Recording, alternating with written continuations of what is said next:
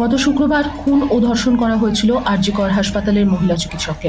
7 দিন কেটে গেলেও এখনো উত্তপ্ত গোটা রাজ্য, এমনকি রাজ্য ছাড়িয়ে গোটা দেশে ছড়িয়েছে আন্দোলনের উত্তাপ। এই পরিস্থিতিতে রাজ্য জুড়ে বন্ধের ডাক দিয়েছিল এসইউসিআই। শুক্রবার রাজ্য জুড়ে কি ঘটল জেনে নিন এক নজরে। মহিলা চিকিৎসক খুন ও ধর্ষণের ঘটনায় মূল অভিযুক্তের কঠোর শাস্তির দাবিতে শুক্রবার সকাল 6টা থেকে বন্ধের ডাক দিয়েছিল এসইউসিআই। কয়েকটি এলাকা ছাড়া বন্ধের সেভাবে প্রভাব পড়েনি বলেই জানা গিয়েছে। কলকাতা ও উত্তরবঙ্গের কয়েকটি এলাকায় বিক্ষোভ দেখিয়েছেন বন্ধ সমর্থকরা। যদিও রাস্তায় সরকারি ও বেসরকারি বাস পরিষেবা ছিল স্বাভাবিক, এমনকি রেল, মেট্রো পরিষেবাও স্বাভাবিক ছিল বলে জানিয়েছেন নিত্যযাত্রীরা। হাজরা মোড়ে পুলিশের সঙ্গে বন্ধ সমর্থকদের ধস্তাধস্তি হয় বলে জানা গিয়েছে। বিজেপির বিক্ষোভ। আর.জি. কর কাণ্ডের প্রতিবাদে শ্যামবাজার এবং নাগেরবাজার মোড়ে বিক্ষোভ দেখায় বিজেপি। উপস্থিত ছিলেন সুকান্ত মজুমদার, রূপা গঙ্গোপাধ্যায়, অগ্নিমিত্রা পাল সহ গেরুয়া শিবিরের শীর্ষ নেতৃত্ব। যদিও তাদের অভিযোগ পুলিশ ধর্ণামঞ্চ ভেঙে দিয়েছে। এই ঘটনার পরেই পুলিশের সঙ্গে বচসা শুরু হয় বিক্ষোভকারীদের।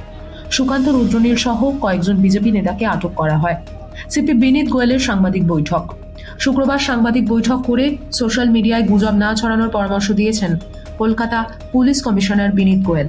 সিবিআই এর উপর ভরসা রাখার জন্য শহরবাসীকে অনুরোধ করলেন তিনি। সাংবাদিক বৈঠকে হামলার মুহূর্তেরও ব্যাখ্যা দেওয়া হয়েছে।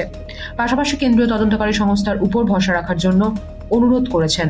পাশাপাশি হামলা চালানোর ঘটনায় 24 জনকে গ্রেফতার করা হয়েছে বলে জানিয়েছেন তিনি। মমতার মিছিল। মহিলা চিকিৎসক খুনের ঘটনায় অভিযুক্তের ফাঁসির দাবিতে মিছিল করলেন রাজ্যের মুখ্যমন্ত্রী মমতা বন্দ্যোপাধ্যায়।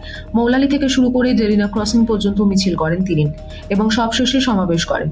আর.জি. কর হাসপাতালে হামলার ঘটনার পিছনে বাম ও বিজেপি জড়িত রয়েছে বলে অভিযোগ করেন মুখ্যমন্ত্রী। পুলিশ কমিশনারের পদত্যাগ দাবি।